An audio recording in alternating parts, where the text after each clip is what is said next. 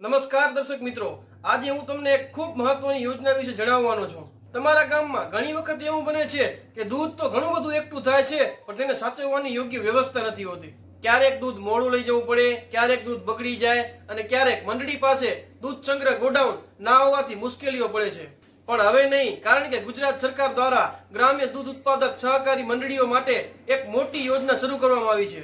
આ યોજના દ્વારા જો કોઈ મંડળી દૂધ સંગ્રહ ગોડાઉન બનાવે છે તો સરકાર તરફથી તેને ₹5 લાખ સુધીની સહાય મળી શકે છે। વિડીયોમાં આગળ વધતા પહેલા જો તમે ખેડૂત છો, પશુપાલક છો અથવા ગામડામાં રહેતા નાગરિક છો અને યોજનાઓને લગતી 100% સાચી માહિતી મેળવવા માંગો છો તો અત્યારે જ અમારી ચેનલને સબસ્ક્રાઇબ કરી નાખો। દર્શક મિત્રો, ગુજરાતના ઘણા ગામડાઓમાં દૂધનું ઉત્પાદન ખૂબ જ સારું થાય છે, પણ ઘણી મંડળીઓ પાસે દૂધનો સંગ્રહ કરવાની યોગ્ય વ્યવસ્થા નથી હોતી, જેના કારણે ઘણી સમસ્યાઓ થાય છે, જેવી કે દૂધ બગડવાની શક્યતા વધી જાય છે, દૂધ સંગ્રહ કરવાની જગ્યા ના હોવી, દૂધ એકઠું કરવું મુશ્કેલ બને છે અને મંડળીની વ્યવસ્થા કમજોર બને છે। આ બધાનો સીધો અસર ગામના દૂધ ઉત્પાદક ખેડૂતો અને માલધારી ભાઈઓ ઉપર પડે છે, કારણ કે જો સંગ્રહ વ્યવસ્થા સારી નહીં હોય તો દૂધનો વ્યવસાય પણ નબળો પડી જાય છે। ભાઈઓ, એટલા માટે જ ગામડામાં દૂધ સંગ્રહ ગોડાઉન હોવું ખૂબ જરૂરી છે। જો ગામમાં એક સારું દૂધ સંગ્રહ ગોડાઉન હોય તો દૂધને સંગ્રહ કરવું સહેલું બને છે, દૂધ જલ્દી બગડતું નથી, મંડળીનું મજબૂત સંચાલન બને છે, દૂધનું વ્યવસ્થિત સંકલન થાય છે અને સૌથી મોટો ફાયદો ગામમાં દૂધનો વ્યવસાય મજબૂત બને છે।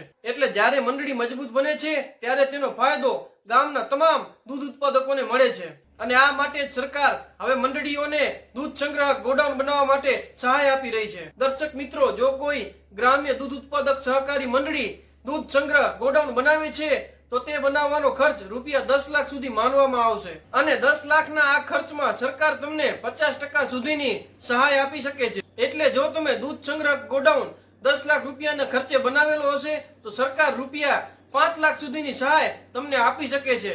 ભાઈઓ, હવે આપણે વાત કરીએ આ યોજનાનો લાભ લેવા માટે અરજી કરવાની તારીખ વિશે।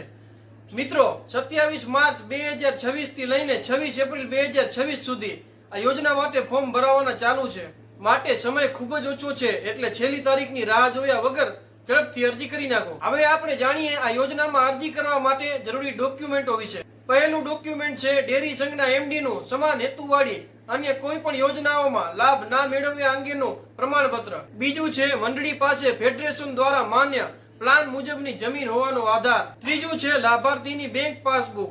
ચોથું છે દૂધ સંગ્રહ ગોડાઉનનો ફોટો અને પાંચમું છે લાભાર્થી સાથે દૂધ સંગ્રહ ગોડાઉનનો ફોટો। આ મુજબના ડોક્યુમેન્ટો જોઈશે।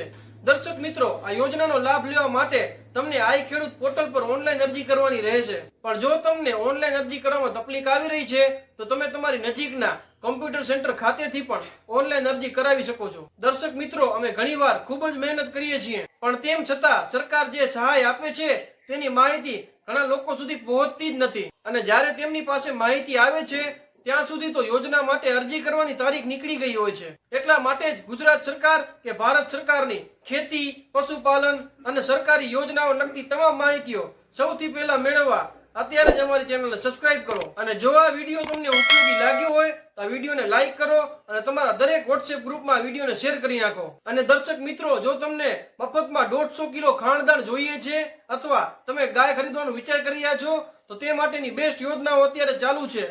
સ્ક્રીન પર આપેલા આ વિડીયો જોઈને તમે તે યોજનાઓ વિશેની સંપૂર્ણ માહિતી મેળવી શકો છો। દર્શક મિત્રો, આજના આ વિડીયોમાં બસ આટલું જ। ફરી મળીશું યોજનાઓ વિશેની આવી માહિતીઓ સાથે। ત્યાં સુધી બધાને રામ રામ।